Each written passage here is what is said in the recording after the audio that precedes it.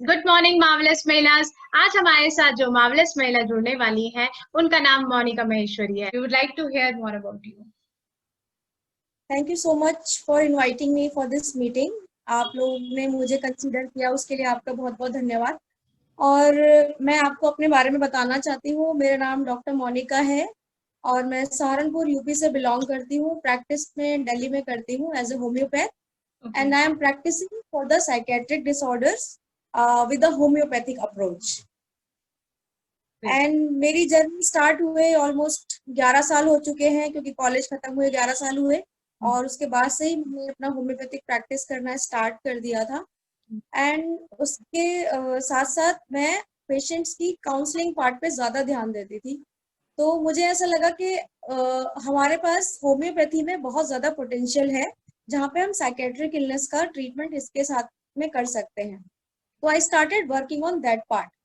तो वहां से बहुत अच्छे रिजल्ट्स मिलना शुरू हुए और तब से लेके आज तक it's almost like 11-12 years and we are doing this kind of treatment and we are helping the people. And along with this, I'm doing some mental health awareness work also under the project Consciousness for a Cause.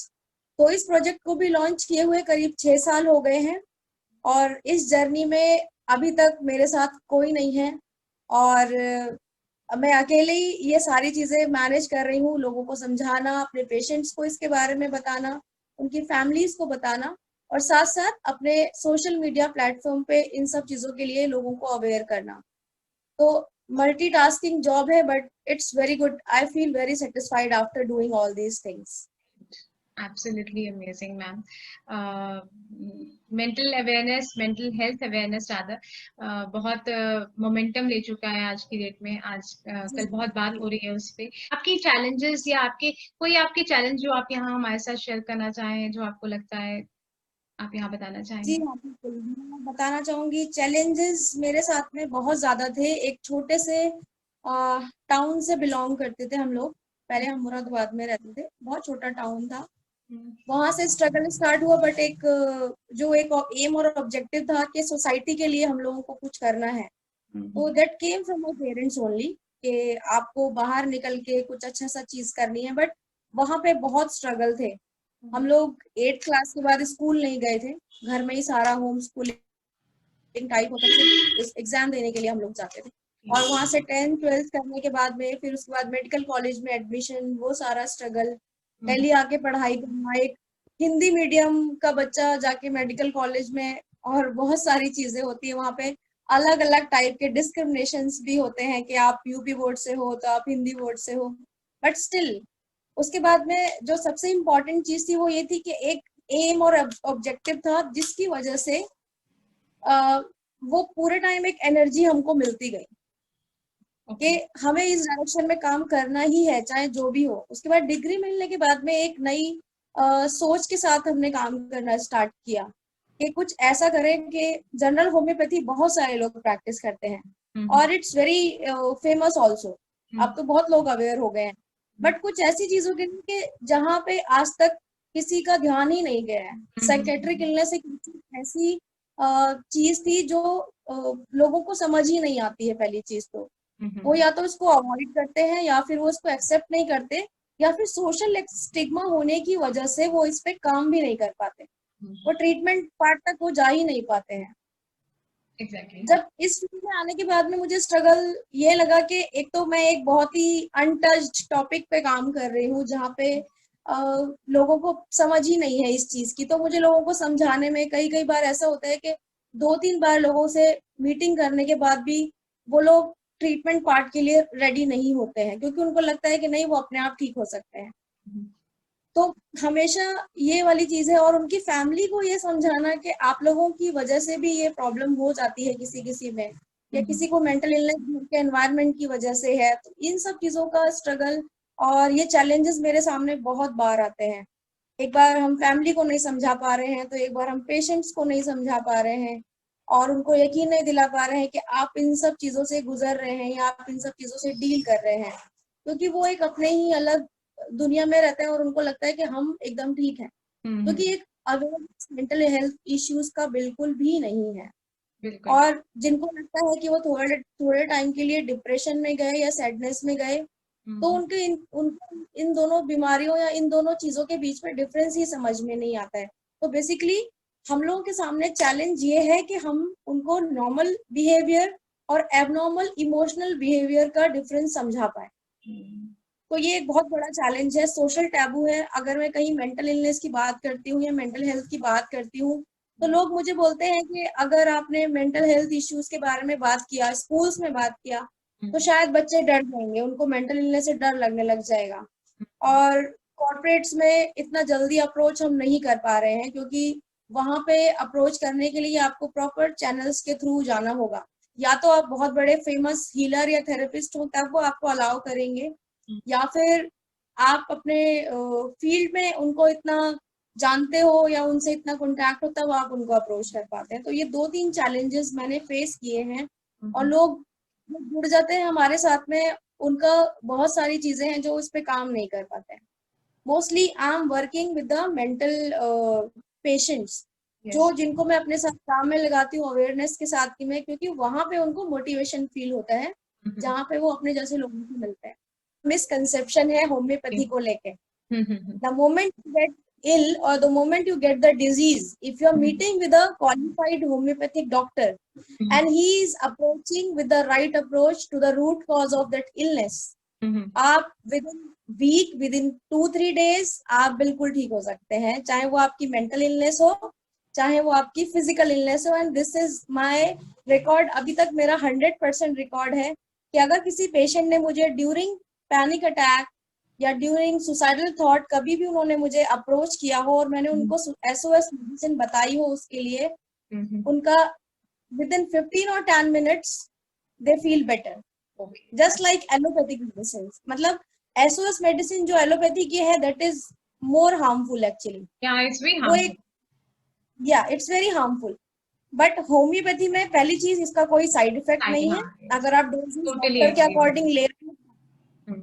और दूसरा ये कि ये वैसे ही काम करती है जैसे दूसरी मेडिसिन इमरजेंसी में काम करती है। We have emergency medicine in homeopathy also. Okay, so that's अब जो नई जनरेशन है होम्योपैथ्स की, they are working on this kind of approach of treatment, and we have quick solutions for the acute problem also, even in the case of accident, burn, and in these kind of mental health issues like panic attack or suicidal thought tendency. आपने ये field लिया, as you mentioned, it is non-conventional one. So, what was the inspiration behind? क्या सोचकर आपने ये, कैसे आपको? देखिए, मेरी इंस्पिरेशन स्टार्ट हुई थी जब 2012 में मैं अपने होम टाउन वापस आई थी दिल्ली से। There was some reason behind it because my mother was not well at that time and I was feeling like, bit some symptoms of depression. And I felt like then I started feeling something like कि अगर इतना ज्यादा dissociation आपको current situation से हो सकता है as a care giver, because I was there as a care giver in my family, तो मैं कुछ अपनी प्रॉब्लम से सफर कर रही हूँ और साथ में एक और सिक पर्सन है, तो मुझे वहां पे ये समझ में नहीं आ रहा था कि how I can support my family in this condition. Okay. तो थोड़ा सा तब रिकग्निशन हुआ मुझे अपने खुद की चीजों का, और I started working and after that I move to Delhi again in 2012 and I started working in a mental health clinic. That too was a general clinic, but we developed it to mental health clinic. And somehow we started getting the patients from who, जो लोग allopathy से switch करना चाहते थे किसी ऐसे treatment की तरफ जो होलिस्टिक हो, जिसकी अप्रोच होलिस्टिक हो और जिससे उनको ज्यादा साइड इफेक्ट नहीं हो। क्योंकि एलोपैथिक ट्रीटमेंट का एक सबसे बड़ा जो ड्रॉबैक है वो ये है कि वहां पे साइड इफेक्ट्स बहुत ज्यादा रहते हैं। एबनॉर्मल थॉट्स के साथ साथ वहां पे नॉर्मल जो लाइफस्टाइल है, नॉर्मल जो थॉट प्रोसेस है, वो भी ब्लॉक हो जाता है। तो वहां पे 5 साल काम करने के बाद में मुझे ये समझ में आया कि सिर्फ थेरेपी प्रोसेस और मेडिसिन किसी पेशेंट्स के लिए काम नहीं करती है। आपको उनको वो एनवायरनमेंट देना होगा जो जिसने उनका जिसने उनको इस सिचुएशन में लाके खड़ा कर दिया है। जैसे बहुत सारे पेशेंट्स वहां पर आते थे जिनके फैमिलीज में कुछ इश्यूज थे, तो आप कितना भी मेडिसिन दो, मैं होम्योपैथी की भी बात कर रही हूँ, आप कितना भी हाँ, I can मेडिसिन दो, आप understand. कितना भी थेरेपी करो, but But the you root are just cause is working still on there the splinter. Yes, you are just working on the that outside, external factor. Pain basically, आप pain पे काम कर रहे हो, but जो उसके अंदर अंदर स्प्लिंटर है या जो कांटा है, आप उसको जब तक नहीं निकालोगे तब तक वो पेन आप सबसाइड कर दोगे, आप मेडिसिन से सबसाइड कर दोगे, आप सुसाइडल थॉट को रोक दोगे, आप थोड़ी देर के लिए पैनिक अटैक भी रोक दोगे, बट उसका ट्रिगर हमेशा वहीं पर रहेगा। And I started telling people कि आपको अपने ट्रिगर पे ऐसे ऐसे करके काम करना चाहिए। तो आई recommended them art therapy, music therapy and dance therapy, because कहीं ना कहीं वो एक क्रिएटिव रूट बिल्कुल उनका डिस्कनेक्ट हो जाता है, एंड उससे उनके अंदर बहुत सारे चेंजेस आने शुरू हुए। उसके साथ साथ बहुत सारे पेशेंट्स में, स्पेशली इंडिया के अंदर, आपको पता ही होगा हमारे यहाँ पे financial situation middle class families के कितनी मतलब एकदम ड्विंगल करती जा रही स्ट्रेस्ड है, होती और कुछ है, अभी कोविड करके तो बहुत ज्यादा उनको बहुत ज्यादा स्ट्रेस सिचुएशन में रहना पड़ता है, और मेंटल इलनेस सबसे ज्यादा मिडिल क्लास फैमिलीज के अंदर देखने को मिलती है, जो परसेंटेज है। और ऐसा नहीं कि कोई अमीर होगा तो वो नहीं सफर कर सकता, वो कर सकता है, बट उनके पास में रिसोर्सेज होंगे, उनके पास रिसोर्सेज होते हैं, they can go to gym, they can take the friends, they can go out for the dinner and everything, but एक मिडिल क्लास फैमिली का एक आदमी जो सिंगल अर्निंग पर्सन है अपनी फैमिली में, I cannot recommend them that go outside and meet with the friends, go out for the dinner, lunch, and take a trip for 15 days and everything like that. So somehow I realized कि I need to work on this, because कहीं ना कहीं मैंने भी वो चीजें महसूस की थी उस टाइम पे, as I was not working at that time. तो मुझे ऐसा लगा था कि financially I was not stable in that condition in 2012. और धीरे धीरे करके जब मैं पेशेंट से मिलने लगी तो बहुत सारे लोग ऐसे थे जिनके साथ मेरी कंडीशन रेजोनेट करती थी। तो I started telling them I have worked on my situation, let's work together and we can conquer this challenge anyhow. I have helped more than 1500 patients in that clinic. अच्छा, कोई एक ऐसी social change जो आप expect कर रही हैं society में for womens, for women upliftment? देखिए, हम लोग जानते हैं कि जो फीमेल हैं, जो वुमेन्स हैं, वो एक या तो वो होम मेकर की तरह काम करती है मोस्ट ऑफ द विमेन, और या फिर वो अपने फैमिली के लिए रोल मॉडल की तरह काम करती हैं। उनको अपना बाहर का घर का सब कुछ बहुत बैलेंस करके मैनेज करना होता है।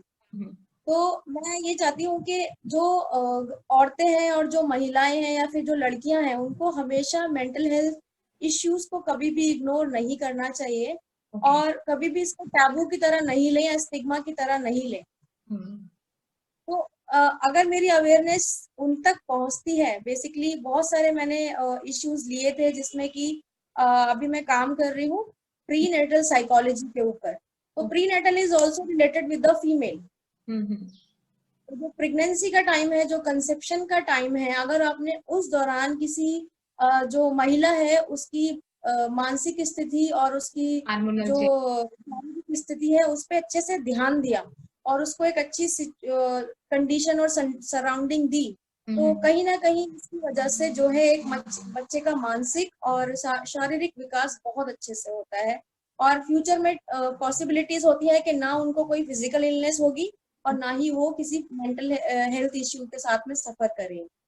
कोई एक ऐसा मैसेज जो आप हमारी वुमेन्स को देना चाहेंगी हमारे प्लेटफॉर्म पर? हाँ, देखिए, मैं अभी तक मेरी जितनी भी जर्नी है और जितना मेरा एक्सपीरियंस है, मैं उसमें एक चीज मैंने बहुत ही इम्पोर्टेंट अपनी लाइफ में अप्लाई की है, और मैं कोशिश करूंगी कि आप सब लोग भी उस चीज को फॉलो करने की कोशिश करें।